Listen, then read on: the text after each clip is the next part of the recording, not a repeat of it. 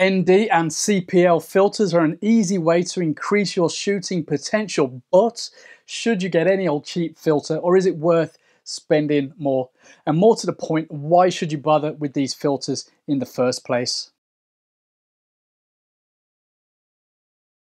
I was in the market for a variable ND filter and a circular polarizer, and Haida came along and sent me some very interesting kit. We've got the NanoPro variable ND, the NanoPro circular polarizer, and what looks like a very cool little case to put them in. Let's take a look at these goodies close up then. First off, let's crack open the circular. Oh, we're being a tad delicate there. Nice and simple, not expecting any big show here. So we've got a little exposure card, which is very handy. Nice little touch, nice little branded case there. Flick it open, all seems to be pretty much as you'd expect, well built. Nothing seems untowards. We just need to get out there and use it and see how it works in the real world, but let's just pop that one away for the moment. Should be same story with the variable. Yep, so we've got that exposure card again, same thing. It's got a handy little cutout there so you can carry it with you on a bit of on your keyring or something. This case is a little bit bigger because we've got actually a nice little feature there so you can turn it nice and smooth, actually very smooth. We've got minimum to maximum markings there and just the branding on that side. So let's bring that round so you can see it. That seems all right, that does. Let's see how that works out, but we do have one more piece before we talk about why you would need something like this in your kit bag, and if you should spend the money that these are going for. Carabiner feels nice and solid. We've even got loops on the zips, makes it easy to open. Simple branding there,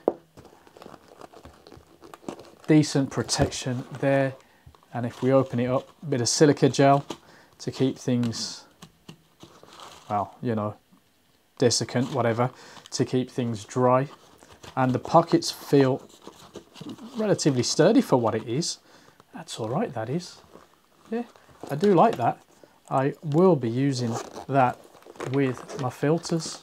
Do like a good case. Anyway, what we want to do with all this stuff here is use it, ideally, to explain why you should use a variable ND, the circular polarizer filter, and how I feel about these particular ones. You can go right down on the budget end, but you know, when you read those Amazon reviews, they do seem to be quite flawed generally. You might work with that, but if you want to step up to something around this sort of level before you go even higher, maybe Haida have other systems as well that might suit you better, but this looks like a nice simple bit of kit for me. I'm gonna have a little play with it, and then we're gonna have a chat about the whys and the why or why not these particular ones.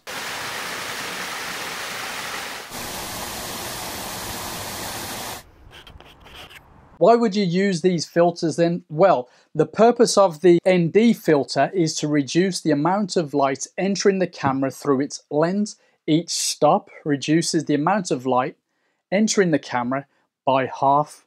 Now, in simple terms, ND, neutral density filters, can help you to 1. Increase exposure time,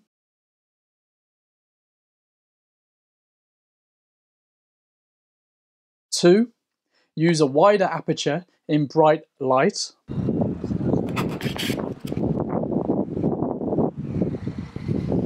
3. Slow down shutter speeds to capture motion blur, for example.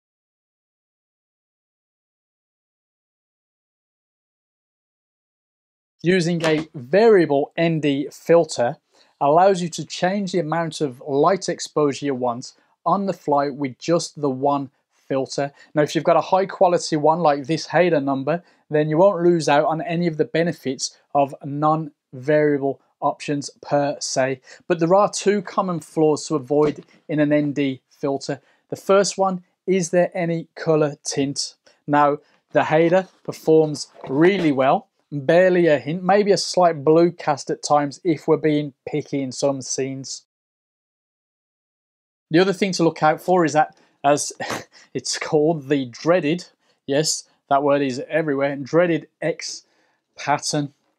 Now, when you use, well, in my case, I found it was with a ultra wide angle lens, but basically you go past 8 stops or so, you can start to get an X across the screen.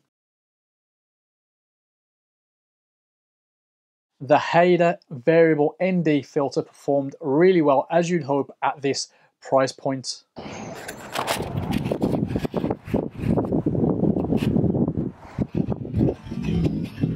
It's a similar story with the CPL, the circular polarizer filter, but why do we need it? Well, personally, I use them when I want to cut out reflections, and I'm sure when you've traveled about and tried to get shots through glass, and you've had to fight with those reflections, you've needed something like this.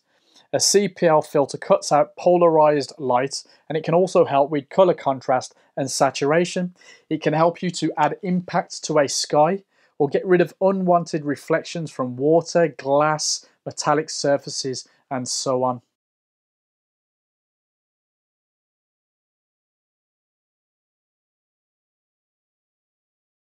The Haida NanoPro does exactly that for me with no negatives to cry about. Of course, you're going to lose between 1 and 2 stops, but you can combine it with the ND to get an even better effect. Finally, you can pick up that filter case for about £20, and for me, it's a pretty handy addition to have to keep everything in one place and protected. Although, I do think that if you're just carrying the one filter, you might be good with the case it comes in. This thing is sturdy, and the carabiner clip makes it extra practical. So for multiple filter users, it's a nice touch.